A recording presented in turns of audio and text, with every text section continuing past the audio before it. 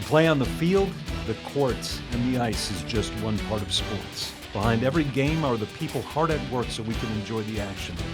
They're the owners, administrators, agents, broadcasters, and promoters who bring the games to life. Meet them when you go behind the game with Patrick Klinger and Bill Robertson.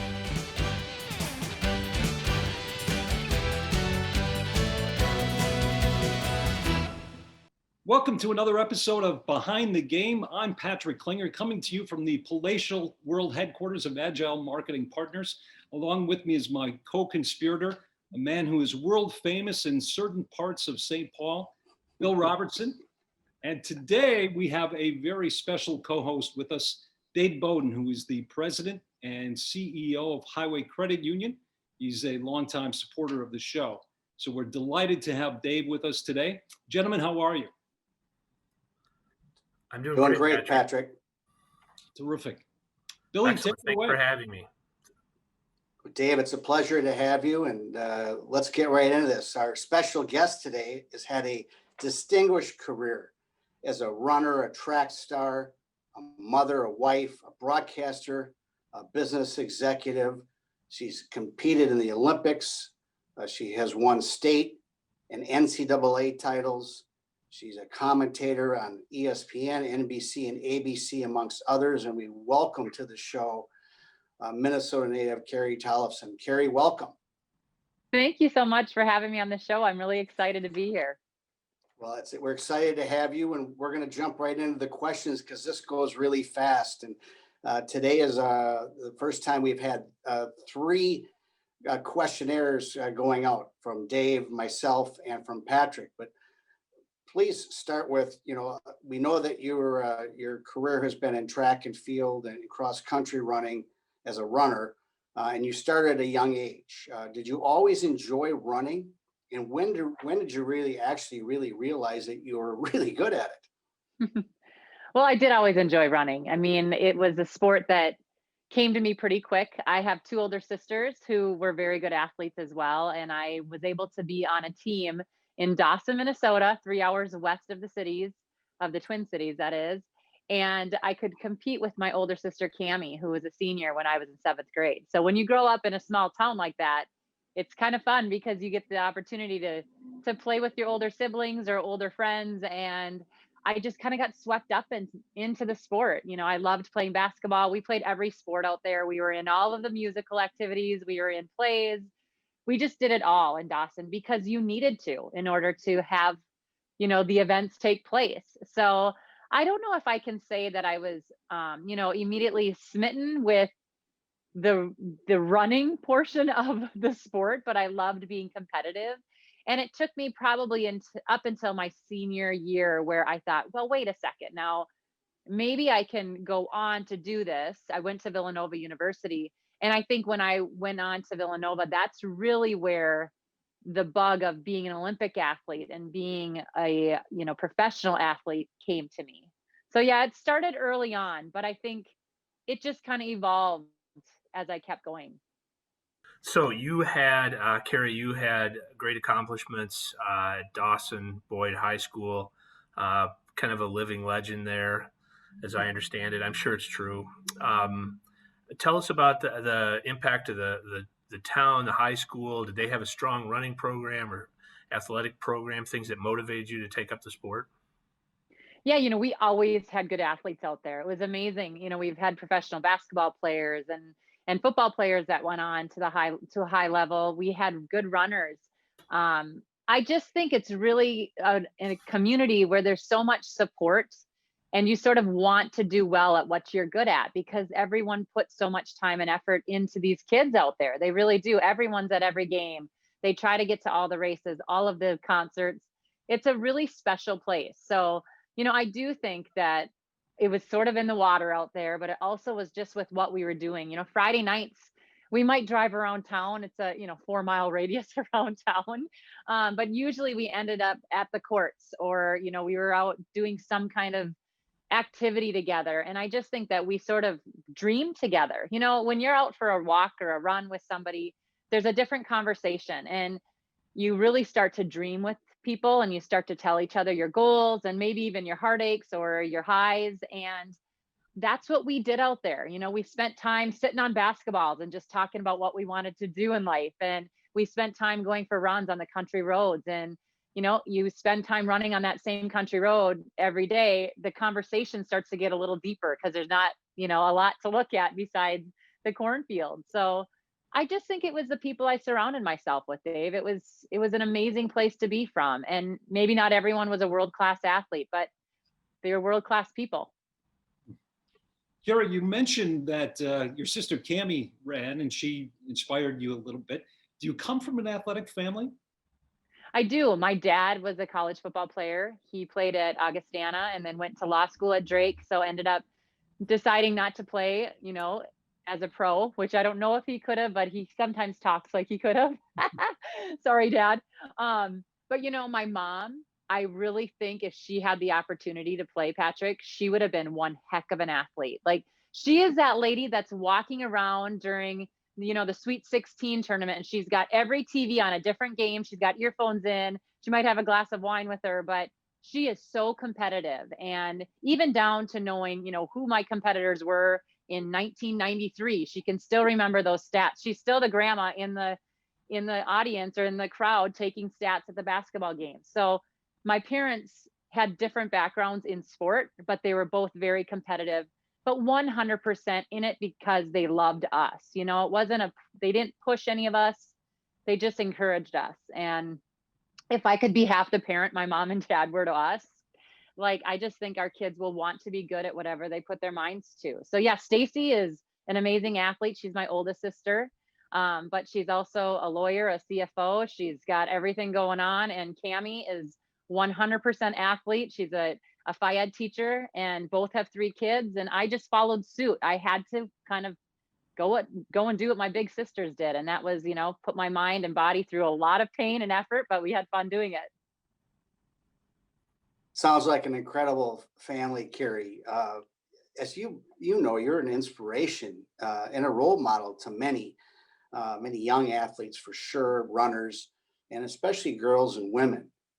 Besides your family, who you just talked about, who would be your other inspirations in your life that have helped you or people that you looked up to that helped motivate you to be where you are today? Yeah, that's a great question. There's so many people, but I've been really blessed with really good coaches. And, there's been a lot of things that have come out in the sports world now, especially with female athletes, that coaches haven't always been that way. But for me, I was lucky. And I also came from a family that we kind of made decisions together. So when I went out to Villanova, I really chose the school that I wanted to go to for the academics, but also because I wanted to surround myself with these coaches and athletes that wanted me to get the best out of myself. But also, if the sport was taken away, I would still feel at home. Sport can be taken away tomorrow with an injury or an illness or whatever. So, going to Villanova, surrounding myself with those coaches, I think that was like an extended family for me. And I needed that growing up in a real small community. So though my coach, Gina Procaccio and Marcus O'Sullivan, and just a quick stat, Marcus O'Sullivan has run over 100 sub 4-minute miles. He's only the 3rd person ever to do that on the globe. So when you surround yourself with people like that, it's pretty amazing. But he's 100% just the kindest man alive. And also, I think just some of my training partners, when you spend all of that time running, which is not an easy sport. There's no timeouts during our races. There's really no timeouts in the workouts. It's a tough sport, and you have to have people there to lift you up through those ugly times of the sport and through those hard times. So, Katie McGregor, who is now, I'd like to say, a Minnesotan, she went to the University of Michigan, which I always tease her that it was my second choice. And she does not like that. But she's been here. She's my longtime best friend. And, we've been through everything together. So besides my coaches, I'd have to say Katie McGregor. Okay. Carrie, you've had an amazing career starting in high school and going through college. But one kind of amazing experience you've had is representing the United States at the Olympics in Athens in 2004. It's a sporting event and a competition, but also a once in a lifetime type of life experience. What was the whole experience like? What are your memories from that experience?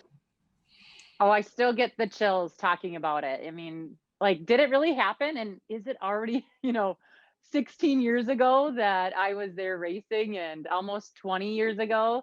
It's just crazy. But I had my entire family over there, my sisters, their partners, my mom and dad, and it was amazing. My husband obviously was there. And I think that in itself, I mean, yes, walking in the opening ceremonies and lacing my shoes up and towing the start line and knowing millions of people were watching was really cool. But I think knowing my family and all that we had put into this effort of me making this team, that was pretty special that they all got to be there. But wearing the red, white, and blue, being from Minnesota, it was really neat, Dave. And it's still surreal sometimes to say that I actually achieved that goal that I had chased for so long, and such a big goal. You have all these goals in life, and rarely do we really get to that top one. And, I don't know if that was necessarily the highlight of my life besides getting married and having my children, but it's pretty dang close. And, it's kind of been like, what do I go for now? Like, is everything else sort of a letdown? And it's not. It's just kind of a pinch me moment every time I get to sign my name or introduce myself or whatever. It's just a really cool thing that happened in my life, and I'm pretty proud of it. As you should be. Carrie, while you were in college, you were diagnosed with a bone tumor in your left heel. You've dealt with a serious hernia. You've dealt with plantar fasciitis, which I've had and is horribly painful. It takes forever to heal. You've fallen in races. You've lost in races that you've expected to win. What have you learned from the setbacks that you've experienced in competition? Everything. I mean, I had an agent that one time said to me, and he was an Olympic athlete, silver medalist at the World Championships. He said, Carrie, you're going to learn a lot more from the lows in the sport than you do the highs. And I'll never forget that, because it's so true. When you have an injury or you have a huge fall at the World Championships, like I did in the first 400 meters in one of my best years of racing, I think that that's where you really find out who you are and how tough you want to be. And even when I made the Olympic team, I was sixth in the 5,000 meters, which was my event. Everyone, my agent, my publicist, my coaches, my family, we all thought I was going to Athens in the 5,000 meters. And I ended up having a mental lapse with a lap, 2.5 laps to go. Just kind of got a little foggy. And in that second, 3 women went by me and I finished sixth. And in America, it's the top 3 one day every 4 years that go to the Olympics. So I came back and won the Olympic trials in the 1500. And I think more than anything, I learned that I can come back from disappointment and you can persevere and you can come back from injury. So, even though life sometimes throws us tough curveballs, I think that we need to just remember we are super tough and we learn more from it. Carrie, you put aside the Olympics for a second. When we go back to your accomplishments in high school in Dawson and then also at Villanova, I'm just going to read this. 13 state high school championships in Minnesota, 5-time NCAA national champion, 1998 indoor track athlete of the year, and Olympic athlete. Which one of those, if you can name one, what are you most proud of with all those accomplishments? We understand the Olympics is the pinnacle for sure, and I get that. But if you had to pick something else, what would you say is the highlight for you in your career? It was pretty special. I won the NCAA championships in 1997. Sounds so long ago. But after that, I had the surgery that Patrick mentioned when I had the tumor in my heel. And that was a pretty huge moment in my life. We didn't know if there was cancer. I had donor bone put in my heel, which is just such an amazing gift to have somebody else give me a piece of them or, a loved one that was deceased. So I had a second chance at my sport and at life the way I knew it as a runner. And I think when I came back to win my first championship after that, and I ended up winning 4 more NCAA championships, that just taught me so much about me, but also just gave me this whole new outlook on the sport again. I was given a second chance. I didn't want to screw it up. I was running for someone that was, already passed and had already lived their life. And I had an opportunity to go and kind of run for someone else at the same time. So I'd like to say, I mean, I have all sorts of fun memories of high school, and we don't have that long to talk. But that was one of those moments that was like, okay, Carrie, you can do this and you can come back and you can be even more powerful as an athlete and person than you were before. So that was probably one of my favorite moments. Thank you. So, Carrie, you've done everything in track, it seems like, and you had to adjust on the fly given the Olympic trials and all that stuff. But I believe you've also run a few marathons, and I have given my limited athletic ability, or zero, I have great admiration for anybody that runs marathons. So I know you do that, and you've done it, but you're also highly competitive. Have you ever had a desire to be a world-class runner? Did that cross your mind to really approach the marathons that way? Oh, when I was competing, you really didn't see a lot of track athletes dip into the long stuff. Now it's amazing. There's a lot of athletes that are crossing over and seeing how they do, on the speedy stuff on the track, but then also in the long haul of the marathon. And I don't have any desire to go back to really putting myself through the grind, but I love a good long run. I love being the old lady out there that still kind of can, go pretty quick. But I think that if I could go back and do something different in my career, it wouldn't probably be the marathon, but probably the steeplechase, where you run over the barriers and you go through the water pits. I think that as a basketball player who I was pretty competitive in basketball, and also a middle distance runner, where anything from the mile to the 5K, I think that would have been like the perfect event for me. And it was just starting to be an event when I was competing. So now it's at the Olympic Games, it's at the World Championships. But when I was competing, it was an exhibition. It was just starting. So the marathon is fun, Dave, but it's a little long for me. I'll take your word for it. Hey, Kira, you shared a story with me recently about how you would sleep in your running gear because you would wake up and it would inspire you to get out and run. Tell me, Did you do that? I can promise you I've never slept in running gear. Well, maybe you should try it, Patrick, because it works. But it's going to happen. I don't expect. But tell me, do you still do that on occasion? I do, yes. And I think it's a silly tip to give people, but at the same time, as a working mom, as somebody that I'm trying to be respectful of my husband's time, I need to get out the door early. And I also like my sleep. So I don't really want to be up for a half an hour before I head out the door. I just want to roll out and go. So yes, I will sleep in my most comfortable running clothes if I have to.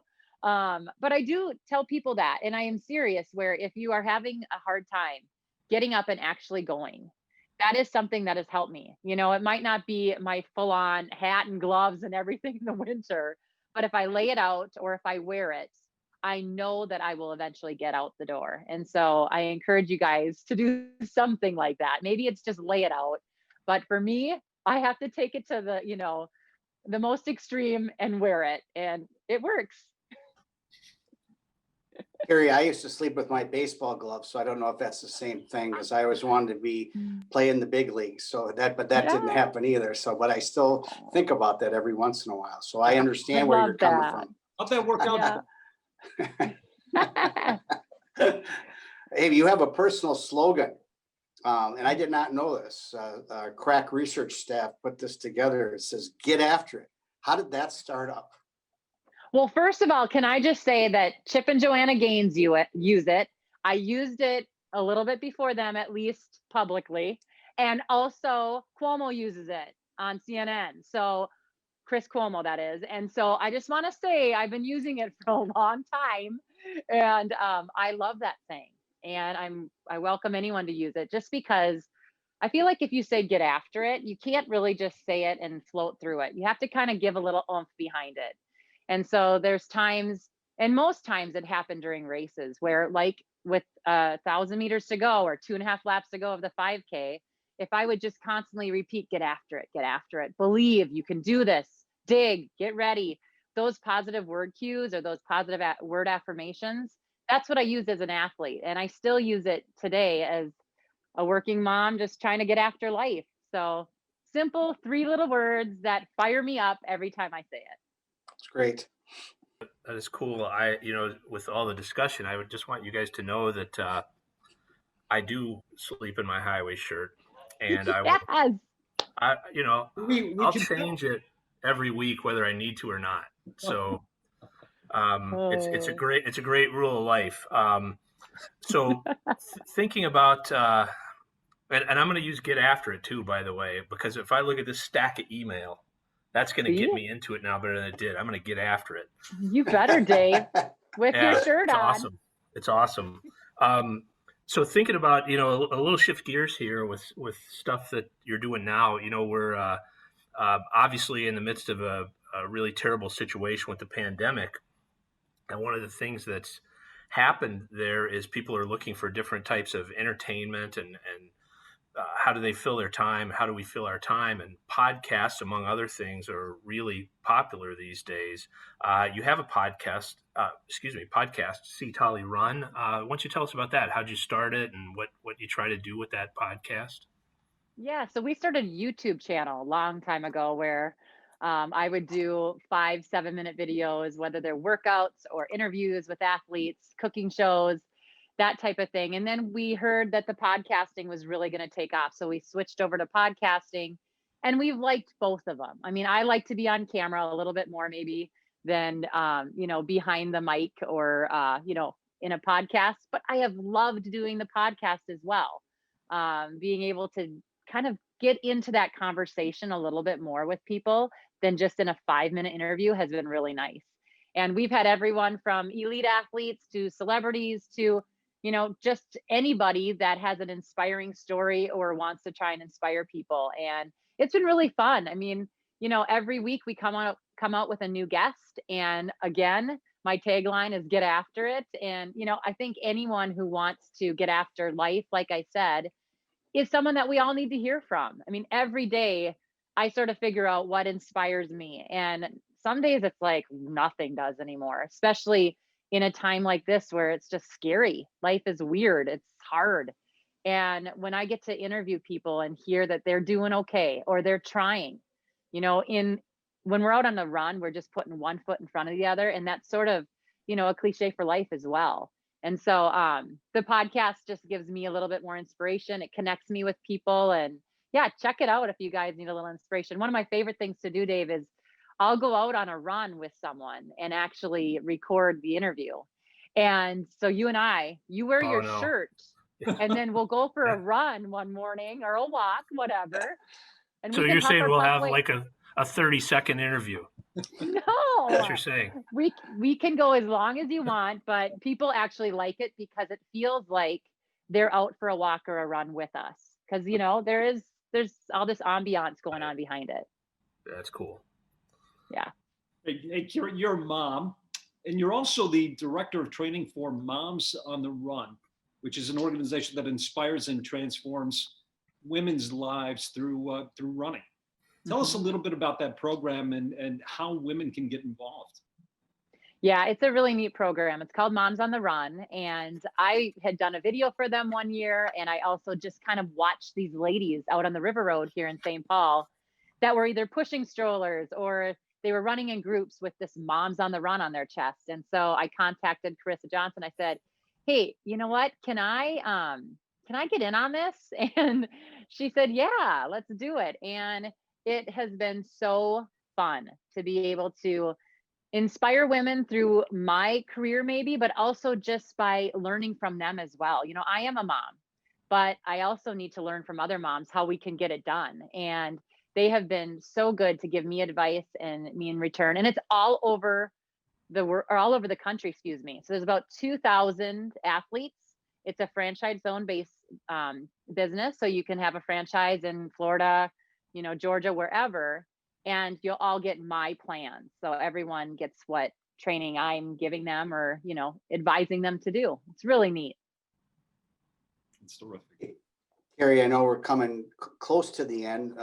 We know you're married. We know you have 3 young children, and you still have a full slate of activities, both being a mom and an entrepreneur. How do you manage to keep all that straight, and in particular during this pandemic time?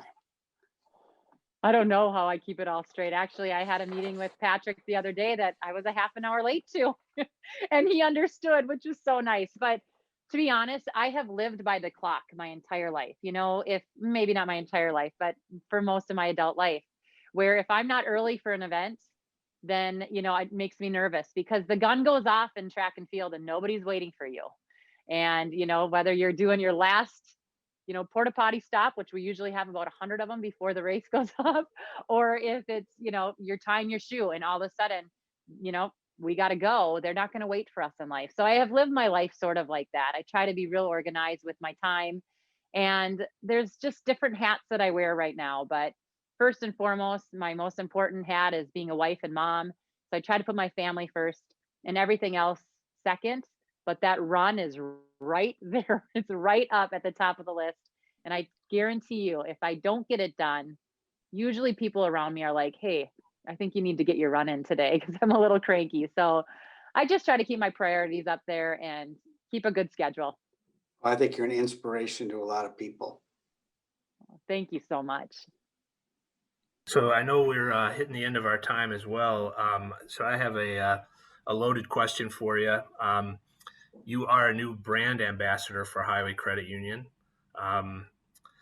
One of the thrills of your life, along with the Olympics, I'm sure. It is. Tell us what you'll be doing in that role. Oh, I'm going to be doing so much. And first and foremost, thank you, Dave and Patrick, for, helping me along that journey of becoming an ambassador for Highway. I have been a longtime member and my husband has been a lifetime member. And it's just such a nice company. And that's what I like to do. I like to work and be surrounded by good people, like I said, and Highway is that. I mean, it's a small town feel, like I've always said. I feel like they've taken good care of me over the years. And, being an athlete that's been all over the country and all over the world competing, having money coming from wherever, and not always a lot of it, but I'm having money coming from all over. It's just been nice to feel like I'm in good hands. So I'm just going to share my journey with people. I'm going to hopefully be able to tie in some of those relationships that I've had over the years and just represent another really great brand and company that's right here from Minnesota. Because if you haven't heard it already, I'm from Minnesota, don't you know? And this accent gives it all away.